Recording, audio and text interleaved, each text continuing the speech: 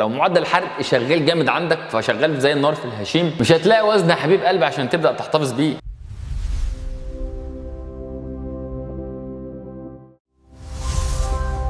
اشهر 5 اسباب بتخليك نحيف او بتخلي وزنك قليل. لو مش عارف ازاي تحسب ان انت نحيف ولا لا، ارجع للفيديو اللي فات بتاعنا هتعرف ازاي. اول واهم سبب معانا وهو للاسف العوامل الوراثيه، ليس لنا تدخل فيها وبترتبط بشكل اساسي بحاجه اسمها البراون اديبوز كونكتيف تيشو، وهي الدهون البنيه. والناس الرفيعين بشكل عام هتلاقي نسبه الدهون البنيه دي عندهم اعلى من الناس اللي وزنهم ازيد. تاني سبب معانا بيؤدي الى النحافه، وده سبب بديهي جدا، وهو سوء التغذيه والانيميا. لو عندك فقر دم او انيميا هتلاحظ دوت في تساقط الشعر، ممكن وشك يكون شاحب او وشك طبعا. ثالث سبب معانا وده سبب مرضي، وهو بسبب زياده افراز هرمونات الغده الدرقيه. هرمونات الغده الدرقيه من اهم الحاجات اللي بتزود معدل الحرق، فلو معدل الحرق شغال جامد عندك فشغال زي النار في الهشيم، مش هتلاقي وزن يا حبيب قلبي عشان تبدا تحتفظ بيه. رابع حاجه، انت مقريف على طول، عندك فقدان في الشهيه، مش بتاكل بقدر كافي، فحاول تحسن شهيتك كده وتلاقي جليس كويس معاك وانت بتاكل يفتح نفسك. خامس واخر سبب معانا وهي مشاكل في الجهاز الهضمي زي الديدان وغيرها. الاسباب دي كلها هي اللي بتؤدي للنحافه عندك.